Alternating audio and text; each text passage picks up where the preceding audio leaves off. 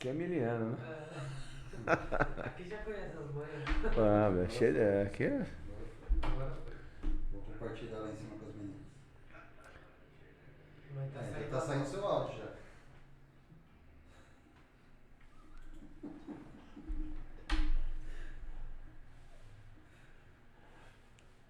Só um, dois, três. Agora não, né? Cortou meu áudio. Meu Deus. Vai que, vai que. Olha lá, saiu Não, mesmo. tá saindo aqui. Ainda bem que eu não tô falando nada demais, né? Aqui é assim, né? Ao vivo lá que você fala.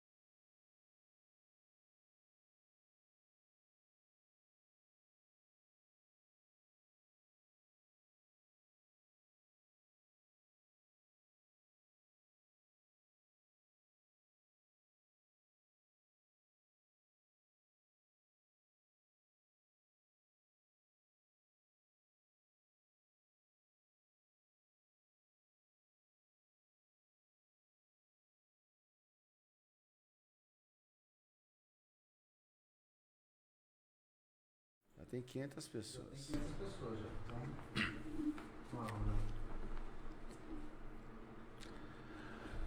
Olá, boa noite! Mais um Papo Reto com você.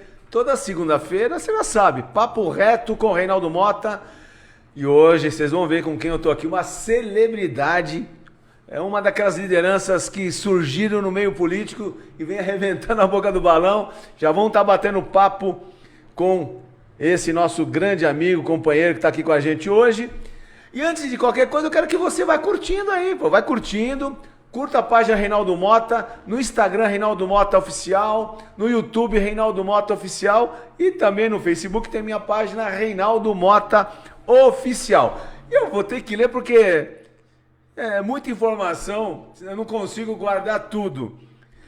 Quem nós vamos entrevistar hoje? Tem 37 anos, é formado em comunicação social pela Universidade Metodista de São Paulo, companheiro de Thalita Greco.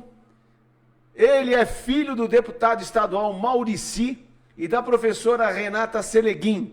Foi eleito vereador, olha bem, gente, vamos lá. Foi eleito vereador em 2004, o mais jovem da história da cidade de Franco da Rocha. Em 2008, disputou a prefeitura, ficando em segundo lugar. Já logo de cara foi candidato a prefeito, ficou em segundo lugar, com mais de 16 mil votos. Você vai me corrigindo aqui se estou falando alguma coisa errado.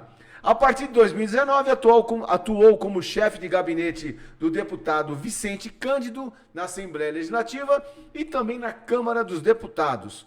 Em 7 de outubro de 2012, foi eleito com mais de 33 mil votos. Eu ia falar 33.598.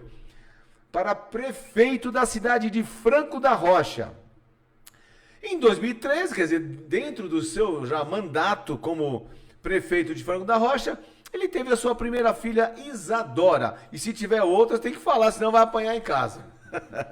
Em 2016, foi eleito para o segundo mandato com a maior votação da história de Franco da Rocha, com quase 47 mil votos, ou seja, 73% dos votos válidos. É um fenômeno. Estou falando de quem? Kiko Seleguin. Tudo bem, Kiko? Boa noite, Reinaldo. Boa noite, tudo bem? Prazer estar aqui com você. Tudo bem? Tudo ótimo. Depois dessa apresentação eu fico até envergonhado. Mas para com isso. Queria agradecer a oportunidade. Um abraço, boa noite a todos os internautas, enfim, o pessoal que está nos assistindo e quem vai nos assistir. Não sei se é boa noite, boa tarde, bom dia, dependendo do horário que o pessoal estiver nos acompanhando. Isso aí, olha, então já passei várias informações. Hoje ele é atual vice-presidente estadual do Partido dos Trabalhadores, estadual, né? Estado de São Paulo. Quem é o presidente do PT hoje? Luiz Marinho. Luiz Marinho, inclusive eu conheci o Luiz Marinho em São Bernardo junto com o Luiz Fernando, deputado. Tive o prazer de conhecer o Luiz Marinho. Estou falando com esse fenômeno de votos lá de Franco da Rocha. Infelizmente hoje Franco da Rocha é noticiário no Brasil inteiro, né? Como é que você sente, né? Você, 8 anos prefeito, elegeu o sucessor, não está aqui no currículo, hein? Elegeu o sucessor agora, atualmente, dentro de uma crise que a gente sabe que o PT passou e já vai falar sobre isso, elegeu o sucessor do Partido dos Trabalhadores, também não foi uma coisa muito simples, mas elegeu isso porque ele carrega em si o trabalho, uma pessoa muito respeitada na região, muito mesmo, tanto é 2 mandatos de prefeito, e elegeu o sucessor. Mas como é que você vê hoje o incêndio que está acontecendo ali Parque Estadual do Juqueri. Hoje é um dia muito triste para a gente, não só de Franco da Rocha, mas da região e de todo o estado de São Paulo, né? Porque o Parque Estadual do Juqueri foi atingido por um balão no domingo pela manhã e já atingiu quase 80% do território do Parque Estadual, que é a última área remanescente de cerrado da Grande São Paulo. Portanto, ali tem uma fauna, uma flora muito específica para a Grande São Paulo, obviamente, e infelizmente a gente chora bastante lá, viu? A cidade está muito comovida com isso, tem lá uma força-tarefa, força policial, corpo de bombeiro, guarda municipal, muitos voluntários, muitos veterinários voluntários, viu, Renato? Porque quem mais sofre com isso, obviamente, são os animais que vivem naquela região, que acabam se ferindo ou morrendo. Por grandes proporções, né, esse incêndio. Eu acompanhei, hoje fiquei o dia inteiro envolvido aqui e tal, mas eu vi de manhã as informações no noticiário e já vi que foi uma coisa assim chocante. E exatamente no dia que estava recebendo uma liderança, autoridade de Franco da Rocha, acontece isso. Até a gente brincou, vai ter pauta hoje, mas infelizmente uma pauta muito negativa, porque é cruel demais, né? É cruel ver, você vê os animais morrendo, a própria fauna, flora. Da maneira que foi, né, Renato? Você imaginar que hoje em dia tem gente que, sabendo dos riscos e do que acontece, Solta um ainda balão. solta balão. Ah, não. Não dá. É uma brincadeira de muito mau gosto. A Guarda Municipal da cidade prendeu, acho que são 6 baloeiros, porque o que estava Pegaram? Tinha uma chácara que eles organizaram um concurso de balão. Putz. E a gente, 3 dos 6 presos são do Rio de Janeiro, pra você ter uma ideia. Portanto, vieram aqui, fizeram essa brincadeira de muito mau gosto e foram presos, obviamente. Infelizmente, a pena é muito pequena para quem comete esse tipo de delito. Já pagaram fiança, estão em liberdade, mas eu espero que as autoridades aí possam fazer com que eles respondam e com muito mais vigor diante da tragédia que eles causaram para a nossa cidade e para a região. Estamos aqui hoje com o Kiko Seleguin, ex-prefeito de Franco da Rocha, 2 mandatos.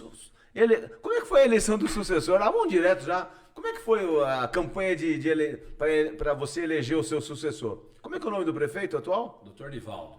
Dr. Nivaldo foi meu vice-prefeito nesses últimos 8 anos, né? Então, nós estamos nessa caminhada desde 2013, uma eleição que foi difícil lá atrás, porque nós ganhamos uma margem muito pequena. Eu tinha um desafio grande, porque eu ganhei a eleição muito jovem, eu tinha 28 anos na época, quando eu fui eleito a primeira vez. Então, você tinha uma dificuldade que era gerir uma cidade como Franco da Rocha, que é uma das cidades mais pobres da grande São Paulo, mas é uma cidade pequena com problema de cidade grande, Renato. Um índice de dificuldade, é um fator de dificuldade muito maior, porque você vive problemas de cidades grandes como São Paulo, São Bernardo, Osasco, Barueri, mas o orçamento é muito reduzido. Portanto, você tem que empenhar ali muita força de vontade, muita criatividade, tem que ter muita articulação com os órgãos federal e estadual para canalizar recursos para poder enfrentar desafios que qualquer cidade enfrenta estando na grande São Paulo, né? Em 2016, foi uma eleição muito difícil, porque foi a minha reeleição e eu sou do PT, como você já disse aqui, e foi uma eleição em particular que o PT foi achincalhado pela imprensa a nível nacional como um todo. Obviamente isso influencia na dinâmica, na nossa militância, então foi um desafio ainda maior. Mas eu creio que numa eleição municipal vale muito mais resultado de governo, em particular na reeleição, você é avaliado muito mais pelo que você já fez. É mais difícil do que a eleição em si, né? Porque você chegou lá no topo, agora tem que manter, né? Para quem fez um mandato bom, não é difícil. Para quem deixou a desejar, passa a ser uma cobrança muito grande, né? Porque quando você não é prefeito, não está no mandato, você vem de esperança, né? Você vem de sonho. Quando você está se reconduzindo ao cargo, você tem que mostrar resultado. Se você não tem resultado, é muito mais difícil, né? Então a gente acha que teve muito êxito, a cidade mais do que dobrou o orçamento da cidade nesses últimos 8 anos. Em consequência disso, muitos dos nossos serviços a gente conseguiu ampliar. Então, um desafio que era a vaga em creche, por exemplo, a cidade não tem mais essa dificuldade. A gente conseguiu universalizar o atendimento para todo mundo que procura a vaga na rede municipal de ensino hoje. Imagine que a gente duplicou o orçamento da área da saúde, portanto, isso significou muito mais serviço, muito mais profissionais. Então, teve uma melhora significativa na vida da população. Duplicou o orçamento para a saúde? Sim. Isso em 8 anos? Em 8 anos. E vão imaginar que em 8 anos foi um momento em que o país não cresceu, né? Se você comparar então, 2013 a 2020, nós tivemos anos em que o Brasil cresceu pouco, não cresceu, em alguns anos que andou para trás. Então, praticamente o orçamento da cidade dobrou também. Mais que dobrou. Mais que dobrou. Mais que dobrou. Então, tem mérito do seu trabalho, né? Claro, com certeza. De uma equipe toda comprometida. Mas mesmo assim, o próprio Emílio... Respondendo a eleição... Tá. Vamos lá. Do doutor... Como é que... Disso, doutor é médico? Advogado? Delegado de polícia. Delegado de polícia. Pô, convive tranquilamente, né? Ó, o PT com a arminha do lado. Olha que interessante. Não, mas ele é um delegado progressista. Bom. Essa é a nossa Ana, fica à vontade. Diretora junto com o Danilo do nosso podcast Papo Reto. Bom, vai lá, eu te interrompi, aliás, a Ana interrompeu. Não, brincadeira, não. Tô brincando aqui, ó. Daqui a pouco vai ter um cafezinho pra nós aqui, viu? Mostrar a caneca nova. Dá uma olhada. Dá um zoom aqui pra mim. Tem uma canequinha do Papo Reto agora, que bonita, hein? Bom, me perdoa, vamos lá. Aí você estava falando da eleição em si, claro. Tem a avaliação do seu governo, Claro. que você está colocando agora em jogo, né? Porque uma coisa é você ser eleito, você falou, ser reeleito, um bom mandato. Agora, eleger o sucessor é um conjunto muito grande de ações, é isso? Sim, sim. E é isso, a gente conseguiu estabelecer um padrão de gestão na cidade. Obviamente, Franco da Rocha tem muitas dificuldades ainda. Nós estamos falando de uma cidade que cresceu nesse contexto da região metropolitana, como eu disse, uma das cidades mais pobres desse aglomerado de gente. E grande parte dos bairros que foram consolidados ao longo desses mais de 76 Vai anos falando, da eu vou subir cidade. seu microfone um pouquinho, vai, vamos lá. É isso aí. Aí, garoto, vamos lá. Grande parte desses bairros que foram consolidados na cidade foram consolidados sem infraestrutura nenhuma, né? A gente estava conversando aqui atrás, o Reinaldo estava dizendo que ele cresceu na região da Lapa, né? E naquela época, não sei se você se lembra, mas na Estação da Luz, da Barra Funda e da Lapa, as loteadoras vendiam lotes em Franco da Rocha e em Francisco Morato. É verdade mesmo, cara. Você está lembrando uma coisa, é verdade, é? Eu digo isso porque todo cidadão que chegou em Franco da Rocha, nesse segundo processo migratório, porque tem o mais antigo com a formação do Juquiri lá no século XIX, ele passa pela zona norte de São Paulo invariavelmente, porque o emprego estava aqui, ele passa, Pirituba, passava a ser caro para ele viver, na Lapa, enfim. Ele pegava o trem de final de semana, tinha essas propagandas de lote na periodização de trem, e comprava um lote que cabia no bolso dele à época, mas em grande parte sem infraestrutura. Então a cidade passa esses últimos 30, 40 anos correndo atrás do rabo, oferecendo estrutura, porque era muito precária a questão do saneamento básico, pavimentação, falta de escola, falta de prédios na área da saúde, para poder oferecer essa estrutura mínima para a população. E o nosso mandato trouxe uma dinâmica de estabelecer uma relação um pouco mais altiva com os órgãos federal e estadual. Parte desse esforço para aumentar o orçamento foi porque a gente inovou na gestão, credenciou a cidade em vários dos programas que eram oferecidos tanto pelo governo do estado como pelo governo federal, e não deixamos porta fechada para receber investimento e, obviamente, novos recursos de custeio para fazer com que a gente consiga oferecer mais serviços com mais qualidade para a população. E aí foi que o doutor, não lembrei do doutor... Doutor Nivaldo. Doutor Nivaldo, não vou esquecer mais, doutor Nivaldo foi... E como é que foi a eleição? Em números foi tranquila? Doutor Nivaldo, eu acho que ele foi eleito com 56% dos votos válidos. Tranquilo. Teve 7 candidatos, mas mesmo assim ele seria eleito no primeiro turno. Mas lá não tem... Não tem. Lá nós temos 100 mil eleitores. Mas são 100 mil eleitores, né? É, bastante gente. Então, Você imaginar que é mais que um Morumbi lotado, né? Pois é. E eu já estive no Morumbi com 100 mil pessoas, viu? Mas sou de São Paulino, então eu sei bem como é que funciona. Você gosta de futebol ou não? Eu já ouvi dizer que o Morumbi cabe 200, mas não vou dizer como. Tá de sacanagem comigo, né? Mas tá bom. Cabe não, gente, cabe não. O pessoal ficando em pé, todo mundo. Mas vamos lá, estamos aqui com o Kiko Seleguin. Foi prefeito 2 mandatos de Franco da Rocha. Tá falando que elegeu o sucessor, doutor Nivaldo, que eu não esqueço mais. Mas esse programa tem uma coisa assim muito legal, que é também saber quem é a pessoa. Porque a gente vê o político, né? O gestor, o prefeito. Mas quem é o Kiko? Gosta de cozinhar, gosta de bater uma bola? Quem é o Kiko? Lá dentro. Jogar bola eu já joguei, mas você vai envelhecendo, a barriga cresce, começa a se machucar muito, você desiste. Mas sou corintiano, gosto muito de futebol. Ô, Danilo, você permitiu aqui, corintiano aqui, pô? Bom, eu torço Corinthians, mas eu não posso falar nada. Tá. Como eu sou convidado, eu posso dizer que eu... Pode, estou aqui no background sem falar nada. Aliás, tem um microfone pra você, viu? Seria legal também, viu? Na próxima eu vou providenciar. Muita gente entrando aqui, viu? Perguntando quem sou eu. Legal. Vamos lá. Vivo na mesma rua que eu nasci, vivi minha vida inteira no mesmo lugar, mesmo no período que eu fui prefeito, agora que eu deixei de ser. Sou um cara que tem uma vida simples, gosto muito de política. Faço isso nos últimos 20 anos aí da vida, como você leu no currículo. E eu acho que grande parte do sucesso que nós tivemos dos resultados na cidade é o fato de conhecer a cidade profundamente. Ou seja, eu não acredito no que você consiga receitar um bom remédio sem antes fazer um bom diagnóstico. Então é uma cidade que a gente revirou do avesso, conhece cada palmo ali e me dediquei muito a isso nesses últimos anos. Tem muita coisa por fazer, continuo militando, trabalhando, trocando experiência, rodando a região metropolitana, porque os problemas da região metropolitana, Reinaldo, são muito parecidos. Só muda o endereço, né? Acho que o povo que vive em Franco da Rocha vive as mesmas mazelas de quem vive na periferia de Osasco, de Barueri, de Carapicuíba, da Zona Sul de São Paulo, da Zona Leste. Enfim, eu acho que essa troca de experiência é muito salutar. O teu programa faz muito bem isso. Você escuta aqui muitos prefeitos, ex-prefeitos, de diferentes correntes ideológicas e dessa melhor maneira que eu creio que é o serviço que você presta para fazer com que o seu espectador aqui forme opinião, né, em função assim, da informação.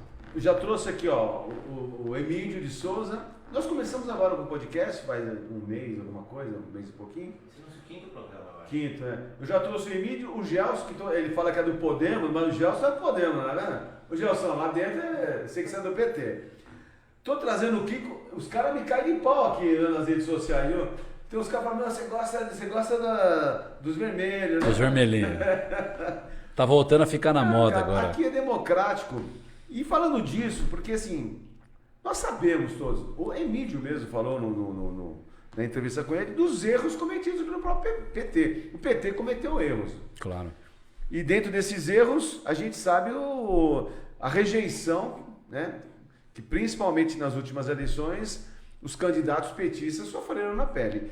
E mesmo assim, como é que você enxerga hoje, daqui para frente, o PT? O Lula é candidato e assim por diante, mas como é que você enxerga? Vai mudar um pouco esse quadro? Como é que você tem enxergado em cima dessa rejeição que o PT tem sofrido nos últimos anos?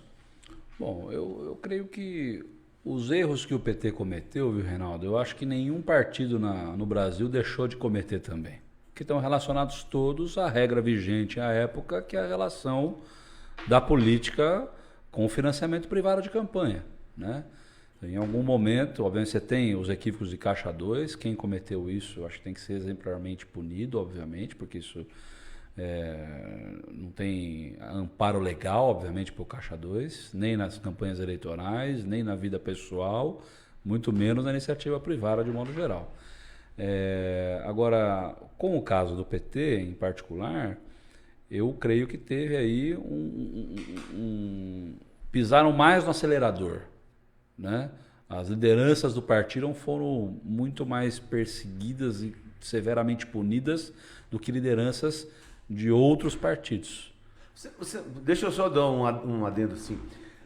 Quando há alternância no poder, há um certo... Quando a gente vai ficando no poder, a gente vai acomodando e a gente é mais fácil a cometer alguns erros ou não? Eu acho que a manutenção de um determinado grupo político no poder, ele vai, com o tempo, politicamente vai ficando mais caro, vamos dizer assim.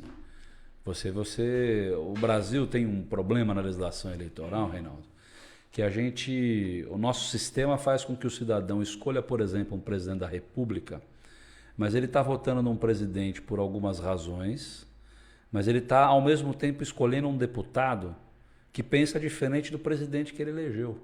E um vereador muito mais diferente ainda, né? Entendeu? Então, chega lá, ele cobra do presidente uma determinada postura, mas ele votou num deputado que lá no parlamento ele faz política de um outro jeito, né? Muita gente fala em distrital, mas eu acho que tem uma medida que a gente podia tomar no sistema eleitoral brasileiro, por exemplo, que é mudar o calendário da eleição. Unificar, você acha? Mudar o calendário. Você elege o presidente num mês, daqui a 3 meses você faz a eleição do parlamento, ou vice-versa. Porque vamos ter eleição ano que vem. Cara, eu nunca tinha pensado nisso. Nós vamos ter eleição ano que vem. O povo está focado em quê? Em eleger o presidente da República. Isso, perfeito. A gente acha que o presidente da República vai resolver todos os problemas. Só que ele também vai ter que votar num deputado federal, num deputado estadual, num senador e no governador do estado dele. Aí, com base do resultado do presidente eleito, você vai votar num deputado que possa dar continuidade no trabalho que você iniciou no voto no presidente. A questão é o tema. Por exemplo, se você votar só para presidente, a sociedade vai estar focada em escolher o presidente e o presidente em se comprometer com coisas que são incumbências dele fazer. Por exemplo, o presidente da República não pode falar sobre a questão de armamento. Isso é uma prerrogativa do parlamento, não do presidente da República. No entanto, o cidadão escolhe um presidente baseado numa questão como essa. O que eu estou dizendo é que se você tem eleições em datas distintas, quando você vai eleger o presidente, você fala de tema que o presidente cuida. Da economia, da geração de emprego, da geração de renda, da educação. É que assim, uma coisa que eu sempre brinco, né, a independência dos poderes é importante, mas normalmente o executivo e o legislativo é mais um puxadinho do executivo, normalmente. É errado, né? Não deveria. Então quando o cara às vezes elege o presidente, às vezes acho que está incutido na mente que o presidente tem poder, né? Exatamente. Tá errado. E aí você faz num outro calendário, com o presidente eleito ou não, uma eleição para o parlamento. Porque daí você vai discutir na eleição do parlamento temas que dizem respeito a ele. Aí você tem a chance, por exemplo, de escolher um deputado e na eleição discutir uma estrutura de código eleitoral novo, por exemplo. E precisa ser discutido isso lá no Congresso Nacional, né? Uma tese dessa, mas é muito difícil. Porque o pessoal, sabe o que acontece? Vamos no embalo. A gente estava discutindo políticas municipais que, muito pelo contrário, assim, não tem a relação, por exemplo, a força do Bolsonaro provou isso, né? A força dele a nível nacional não vem para o município, né? É uma outra discussão. O município, você falou, o município está bem ali ligado. Sim. O cara pode votar pro Bolsonaro, de repente lá no município vota uma pessoa completamente diferente, porque a necessidade é direta, é rápida, com quem ele conhece e assim por diante. Mas eu estava falando do que eu perdi o fio da diferença do eleitor escolher entre o presidente e o prefeito. Exatamente. E eu estava colocando que tem uma mudança que a gente podia fazer, que é trocar o calendário, porque as pessoas precisam estar atentas ao debate e o que é responsabilidade de quem elege. Agora eu lembrei, você me fez lembrar. Não é interessante para a grande maioria que não tem ideologia, não é ideológico nada, é bem pragmático, muito pelo contrário, faz o resultado final, passar desapercebido na campanha do presidencial e o cara vem para deputado na rabeira, ele não quer aparecer, ele não quer discutir, não quer... Vem e ganha a eleição para deputado no embalo de uma ideia, de repente, de alguém lá que puxa essa cadeia. Então, para os deputados, infelizmente, não é interessante isso que você está falando. Para a maioria, grande maioria, não são todos. A gente já vai falar sobre o seu futuro, mas de repente, se um dia você chegar no Congresso Nacional... A primeira coisa que a gente vai cobrar é isso, né? Por exemplo, você sabe que no Senado Federal, 1/3 de quem está hoje no Senado exercendo o mandato não foi eleito? Era suplente? Porque o nosso sistema, o mandato de senador muitas vezes serve para isso. O cidadão vira senador, aí ele vai disputar a eleição da prefeitura da capital do estado dele, ou ele disputa a eleição do governo do estado. E normalmente os suplentes de senador são nomes totalmente desconhecidos. Exatamente. Você conhece o suplente do Major Olímpio? Não, e nem do José Serra também. O Serra também Zé Aníbal, Esse é da política. Esse é da política. Esse é da política. E quem que é do Major Olímpio? Pois é um empresário chamado Jordano. Ele ganhou 7 anos de mandato sem ter tido um voto. É duro, é um sistema complicado, difícil de fazer, né? E é um senador da República, sem nenhum voto. Do estado mais importante do país. Né? Verdade. Vamos lá. Então a gente está falando aqui do PT, né? E como é que você... Só falta... Assim, você fez a pergunta com relação ao PT. Então eu acho que o PT cometeu equívocos que todos os partidos cometeram, né? Que faz parte de você se render ao sistema eleitoral, porque você precisa dos partidos para governar, você precisa dos partidos para poder fazer as alianças. Pega o caso do Bolsonaro. Ele ganhou demonizando o Centrão, agora precisa do Centrão para governar, para não ser empichado, ou para não ser, né, para ter uma pauta legislativa mínima lá. E a composição partidária nas eleições. Você ter partido significa tempo de TV, espaço para você falar com o eleitor. Então o PT cometeu erro nesse aspecto, vamos dizer assim, que todos os outros partidos também cometeram. Agora o PT tem um desafio, na minha opinião, viu, Reinaldo, que é o desafio da questão geracional. O nosso pré-candidato a presidente é o presidente Lula, lidera todas as pesquisas, enfim, mas o presidente Lula... Ele é candidato mesmo ou tem algum problema de saúde? Já tá... Não, tá bem. É candidato mesmo? É candidato mesmo ou não? Inclusive ele postou uma foto que eu acho que ele consegue fazer muito mais flexão do que o adversário, né? Sei não, se o Lula é candidato. É candidato mesmo? Lula está viajando no Brasil, está conversando com as pessoas, está buscando construir construir um pacto nacional, que é disso que o Brasil precisa. Né? Essa guerra, essa disputa acirrada tem destruído relações de amizade, relações pessoais, relações políticas, e o Brasil não precisa de divisão, precisa de união. Né? Acho que isso talvez seja o grande desafio. Mas eu acho que o desafio do PT, você me perguntou, obviamente, é renovar o seu discurso, renovar os seus quadros. Pensa o seguinte, o PT nasce no final da década de 70, começo da década de 80. E o pessoal não sabe, Osasco foi onde nasceu o PT. Isso. Vamos imaginar que o PT tem basicamente 3 grupos políticos que vão organizar, 3 ou 4 grupos. Você tem um movimento operário muito forte, o Lula é o maior expoente disso. Você tem um movimento na universidade, movimento estudantil, gente que lutou contra a ditadura, coisa do tipo, e a Igreja Católica, né? As comunidades eclesiais de bairro aí que formaram muita gente, mediante a situação de miserabilidade que a população vive, você precisa de organização, e a igreja é um braço que estende a mão nas comunidades mais carentes ali. Pois bem, isso nós estamos falando há 40 anos atrás. Hoje, o Brasil não tem mais operários, em particular aqui na Grande São Paulo, como tinha lá na década de 70 e 80. Mudou o modelo. Né? Portanto, os novos quadros do PT têm que se adequar à nova realidade. A classe operária que trabalha na indústria hoje não tem o mesmo perfil do que tinha lá no passado. Hoje, um operário da indústria tem uma formação maior, né? Tem uma qualificação maior, e ele se enxerga não como operário, se enxerga como integrante de uma classe média alta. Né? Portanto, ele tem uma visão de mundo distinta. E se o partido perde essa conexão com a sociedade, ele não consegue colocar uma tese que embasou a construção do partido no passado para viver o presente. Para nossa sorte, Reinaldo, Lula ele é uma liderança muito antenada com o presente. Ele é uma liderança capaz de sentir, né, um clima, independentemente se as pessoas têm uma formação maior do que a dele naquele momento, e entender que o que é preciso fazer ali são pactos, acordos, para que a gente possa melhorar a situação da vida do povo, que é o que ele representa de fato. Mas na prática não houve renovação, né? De quadros, novos quadros. Você pega Osasco, por exemplo, não elegeu nenhum vereador.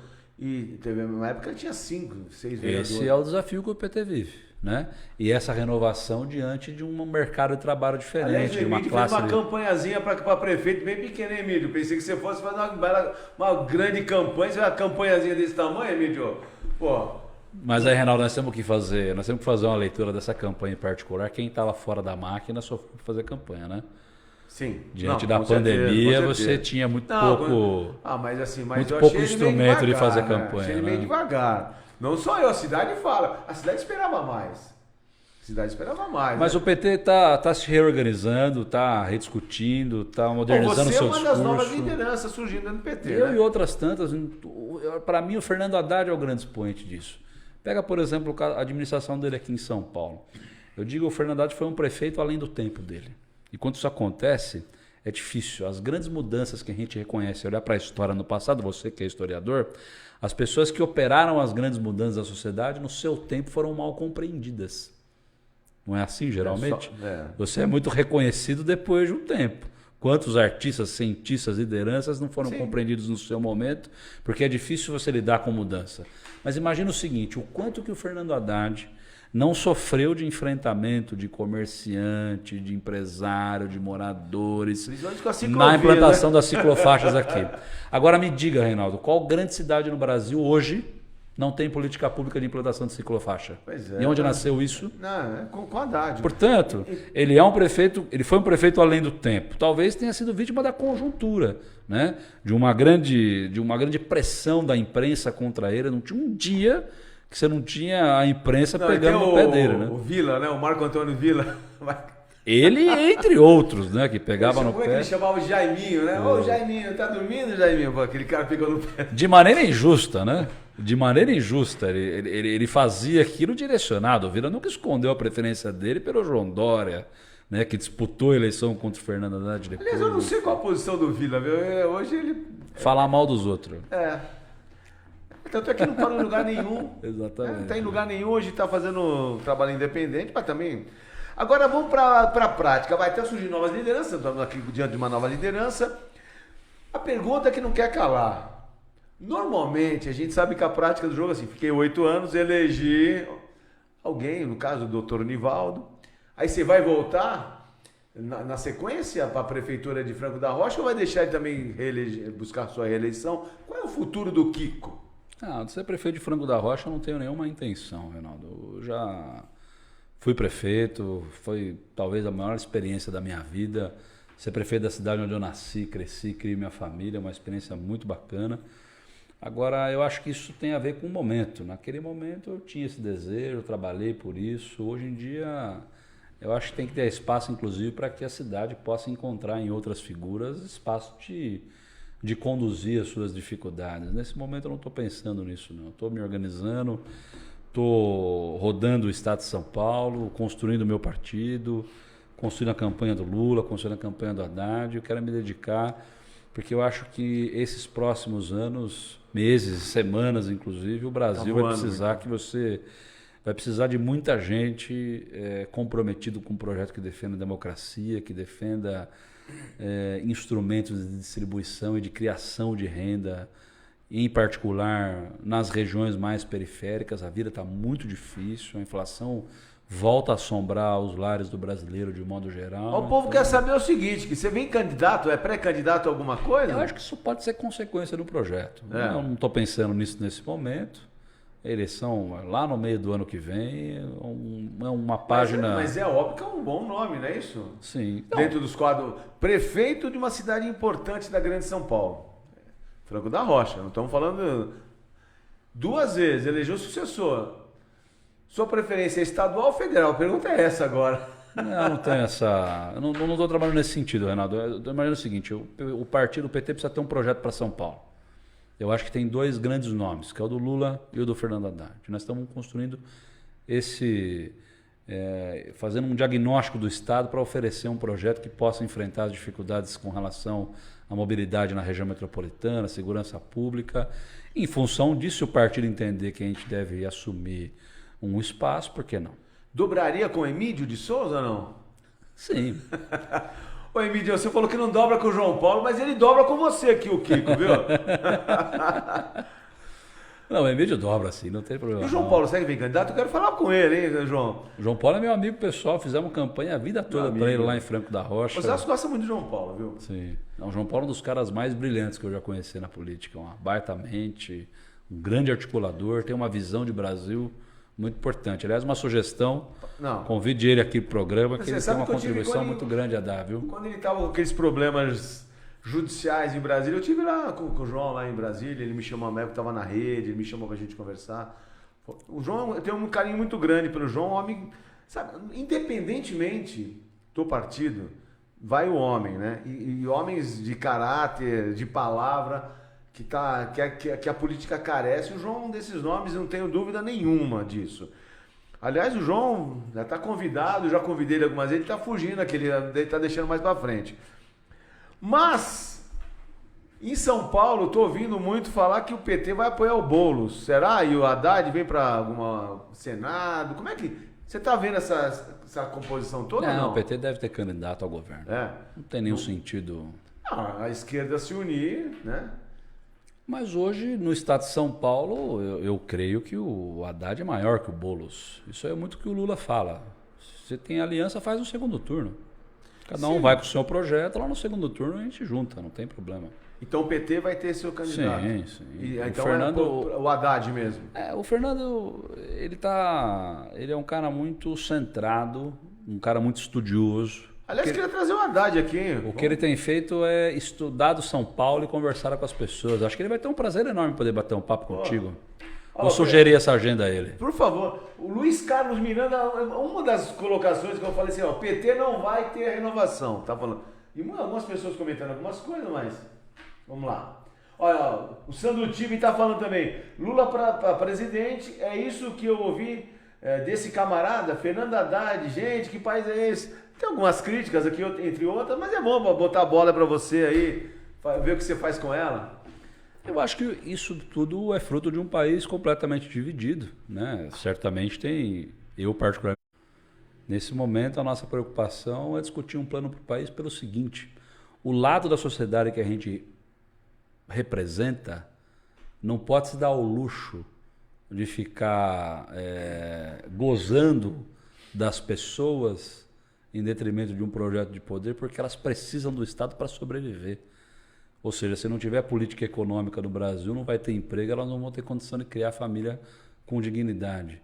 Se tiver alguém brincando, nós vamos ter ministros da educação, por exemplo, que dizem que as crianças com déficit mental atrapalham os outros na sala de aula. Esse tipo de Brasil que não acolhe, que exclui, o que a gente não precisa. Então assim, a gente está vendo um país dividido, polarizado, né? Mas esse foi um jogo de muitos anos, né? Assim, não é uma coisa de agora. A polarização antes era o PSDB. E quem está de um lado e do outro faz questão de polarizar. Esse é o jogo da política, né? Quando fala num terceiro nome, não, minha briga é com o Bolsonaro. E Bolsonaro, não, minha briga é com o Lula. Minha briga. E começa na gente já colocando a nossa disputa. Mas dentro desse quadro, você vê, dá tempo ainda de uma terceira via ou não? Pelo menos surgiram, não sei se vai ganhar, mas... Primeiro que a polarização não é um crime, eu acho que é isso mesmo. Em algum momento você polariza. Você tem uma eleição com 10 candidatos, em algum momento ela vai polarizar em 2 candidaturas que têm mais viabilidade. A questão é como se dá essa polarização, né? Nós não estamos elegendo aqui aquele que faz um bullying mais criativo com o defeito do outro. Nós estamos elegendo aqui o presidente da República. Se a gente ficar nessa história, nós podemos eleger um bom fazedor de bullying, mas um mau presidente. Então, o que nós temos que buscar aqui diante de uma polarização é uma polarização que possa apontar os defeitos no projeto do adversário para que a população, e as virtudes, obviamente, né, para que a população possa fazer a melhor escolha possível diante daquilo que é melhor para ela, né? O problema do Brasil hoje é que nós estamos sem projeto nenhum. Qual que é o plano do atual governo para gerar emprego? Não tem nenhum plano. As pessoas se esquecem, mas eu me lembro quando o Moro saiu do governo. Você lembra que o ministro-chefe da Casa Civil, que hoje está no Ministério do Exército, apresentou lá um plano de investimento, fez uma coletiva de imprensa, anunciou isso, que agora o governo vai... Cadê isso tudo?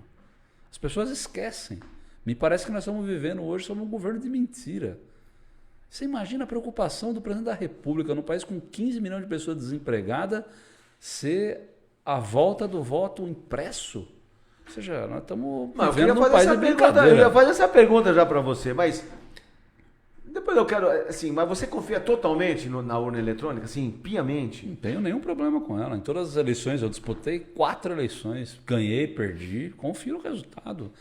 Essa questão da urna eletrônica, como é que pode... Ele ganhou quantas eleições o Bolsonaro e a família dele ganharam pela urna eletrônica? Não, eu até entendo, mas assim, são muito poucos países no mundo que tem esse tipo de urna eletrônica. Mas vamos fazer o seguinte, a gente tem um merchanzinho para fazer, é 1 minuto, nem 1 minuto, 30 segundos. Fica aí que você vai fazer o cafezinho para nós aqui ou não, Danilão? Pelo amor de Deus.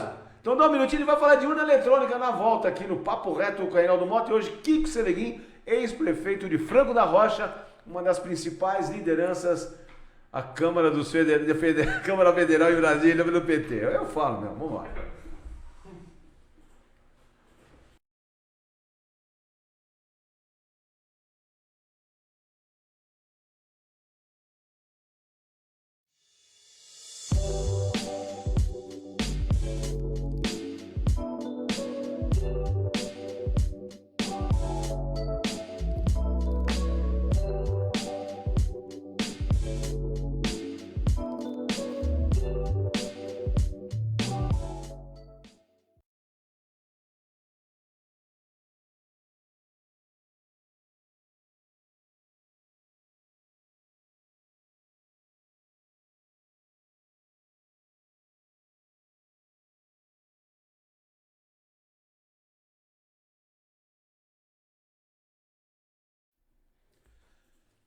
Boa noite. Aqui então estamos de volta no Papo Reto hoje com Kiko Seleguin. Gente, é o seguinte, deixa eu falar uma coisa pra vocês. Vocês têm ideia de quem vai estar dia 30, segunda-feira que vem aqui no Papo Reto? Eu não vou falar hoje o nome não, viu? Hoje eu não vou falar o nome não.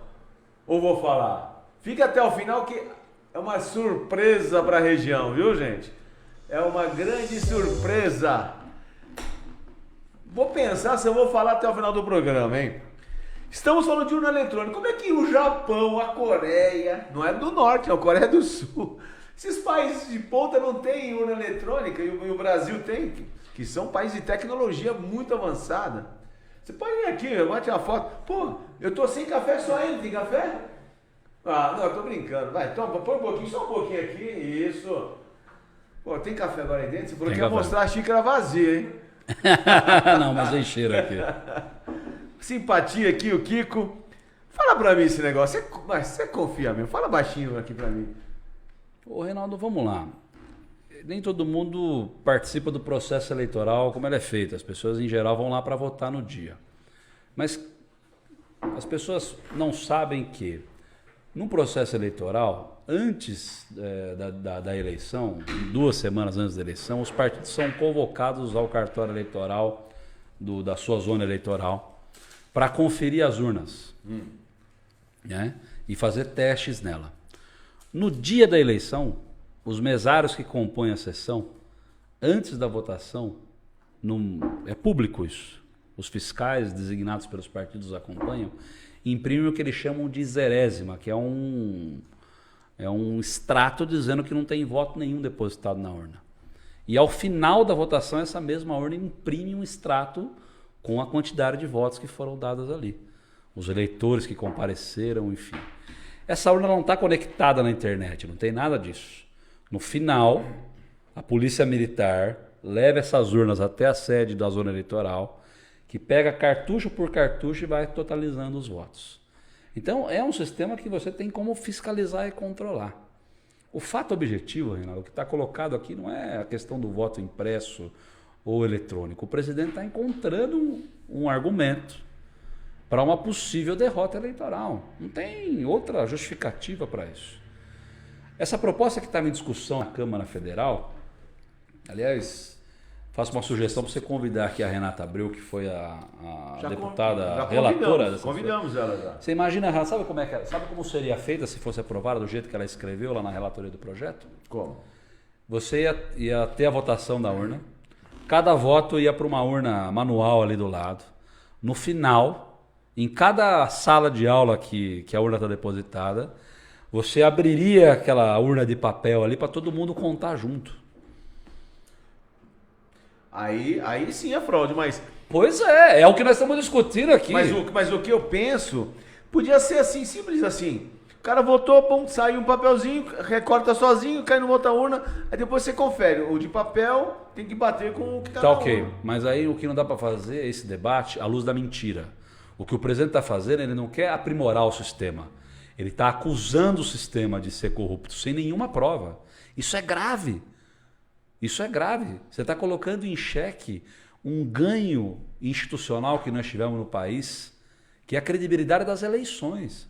Se o presidente quisesse de fato melhorar o sistema eleitoral, por exemplo, proporia um debate como esse, eu não vejo nenhum problema, com muito mais tranquilidade. Agora, o que ele tem feito é ameaçar as instituições, ameaçar a democracia diante de uma vontade própria dele.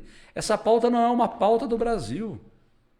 Eu não vejo, quando ando na rua, vou ao supermercado, as pessoas preocupadas com voto impresso ou voto eletrônico. As pessoas estão preocupadas com emprego. As pessoas estão preocupadas com violência. As pessoas estão preocupadas com saúde, com a pandemia. Essa não é uma pauta do Brasil, né? Então, o que estava colocado para ser votado era isso. Imagina o que seria convidativa a corrupção se você, no final de cada votação, você abrir uma urna de voto dentro da sala para conferir se os votos... Qual é a chance de alguém meter fogo lá no número de voto e criar confusão? O presidente Bolsonaro, ele vive de confusão, ele vive de crise, uma atrás da outra. Quando não tem, ele cria uma. Então, esse é o objetivo da discussão do voto impresso, na minha opinião. E, sinceramente falando, Reinaldo, é um debate que já ficou no passado. O Congresso votou isso, não aprovou, não tem sentido nenhum de ficar remoendo esse tema, né? Perfeito, se eu colocar. A única coisa que eu não entendo, assim, os países de alto grau tecnológico não aderirem às urnas eletrônicas. Você acha, por exemplo, então vamos fazer uma conta aqui. A democracia americana, a democracia mais antiga e consolidada do planeta. Você concorda comigo? Sim. Tem eleição lá faz 300 anos. né? Portanto, e teve problema lá, um candidato derrotado, que é o Trump, acusou o sistema eleitoral e disse que ele perdeu a eleição por conta de fraude. Então, acusações como fraude faz parte da retórica, em geral, do perdedor. Aliás, a gente já ouviu muitas histórias em Osasco, hein? Tem uma delas lá que acabou a luz, né? Foi do Celso Giglio, né? Osasco, atenção, Osasco. Dia 30 temos uma surpresa aí. Pô, você tinha que ter Danilo, um som de bomba, assim, explodindo aqui. Pô, você é... Pô, o papo super gostoso aqui com o Kiko Seleguin, prefeito do... Meu, eu tentei, já fui candidato a prefeito 2 vezes em Osasco. Eu imagino a sensação de você, do grau também de estresse, né? De ser o líder do executivo da cidade, cuidar da saúde. E você se deu muito bem, elegeu seu sucessor. Tá com um projeto assim novo. O PT precisa de oxigenação, não precisa não? Uma oxigenação? Sim, é o que eu estou me referindo aqui. Eu acho assim, o mercado de trabalho no qual o PT nasceu é outro totalmente diferente, né?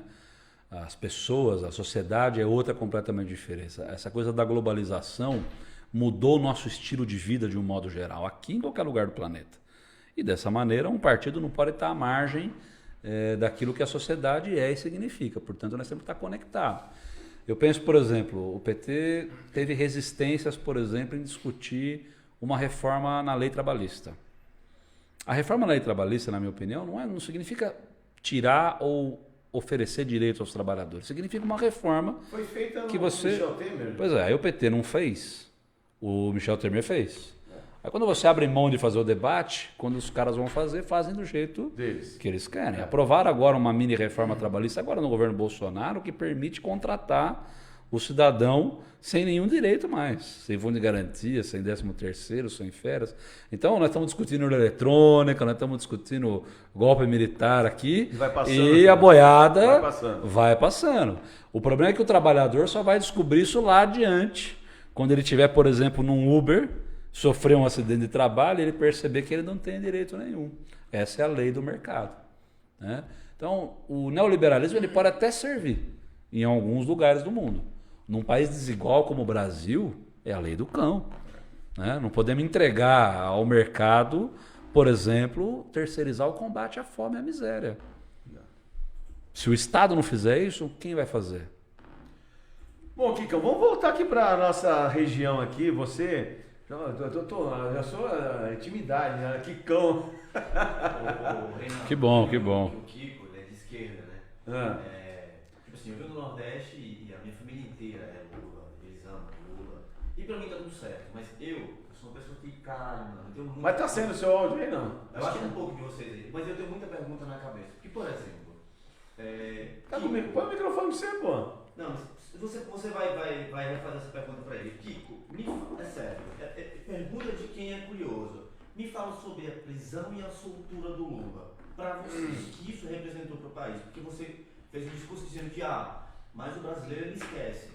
Desculpa, mas eu não consigo entender como que um presidente que foi preso é solto e agora vai vir como presidente e que sai eleito. Então, o pessoal acho que não ouviu, ele está perguntando aqui sobre a prisão do Lula, que foi preso, solto, pode vir a ser presidente de novo. Guarda aí. Bebeto está perguntando, Reinaldo Mota pede para explicar o que acontece quando um candidato está na frente, depois acaba a energia e de repente quando volta a energia, o candidato que estava ganhando... Nós já falamos aqui, viu, Bebeto? Mas era urna eletrônica? Acho que não, já era, acho que já era, né? Engraçado, só o Brasil e a Venezuela usam um sistema corrupto, urnas sim são fraudulentas. Uso de nanotecnologia, esse está no passado, coloca os hackers, vai dialogar, tá colocando... Bom, resumindo tudo, você já falou um pouquinho, responde a colocação dele, a gente já está... Na reta final ainda tem algumas coisas para eu falar aqui contigo. Não, eu não acho, primeiro assim, eu não sei se eu fui mal interpretado, eu não disse que o brasileiro esquece. Acho que o brasileiro tem uma memória muito boa, né? Esse é um desafio que o Lula vai ter que enfrentar, né? Eu particularmente via muita gente de bem que concorda que o Brasil precisa de um presidente que combata a fome, combata a miséria, que cuide da geração de emprego, mas que tem uma cabeça de confiança grande na justiça. Portanto, quando o Lula teve uma condenação em primeiro e segundo grau, ele confiava na decisão do juiz. Isso é muito forte na cabeça do brasileiro. A questão é que a condenação do Lula e a defesa do Lula, tanto jurídica quanto do ponto de vista político, e eu me incluo nisso, o que nós defendíamos é que ele não estava sendo julgado, né, diante com todo o direito do processo legal. Né?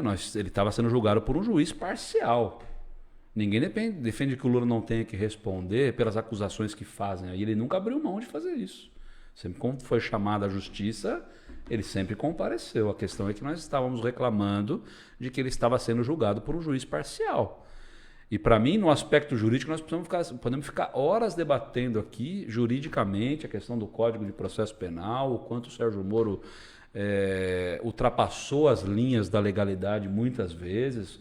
Podemos falar aqui do grampo da presidente Dilma, que ele não tinha autorização judicial para fazer, nem autonomia jurídica para fazer, e vazou para a Globo, ou seja, tinha um conluio dele com parte da imprensa que divulgava e já condenava o cidadão antes mesmo de ele passar pelo processo, porque tem uma coisa que é o julgamento jurídico, que tem lá o rito, enfim, tem outra coisa que é o julgamento político, e o Lula foi politicamente julgado antes de ser condenado juridicamente. E a maior prova de que o Sérgio Moro é um juiz parcial é que ele participou do governo do Bolsonaro. Ou o Bolsonaro teria a mesma chances de ganhar a eleição do Lula em 2018 do que teve contra o Fernando Haddad. O Lula foi tirado do processo. Para você, então, essa jogada seria para o Lula literalmente não vir, porque assim o Bolsonaro estaria com essa campanha ganha.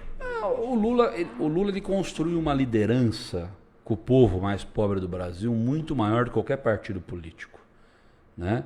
Então eles precisavam derrotar o Lula.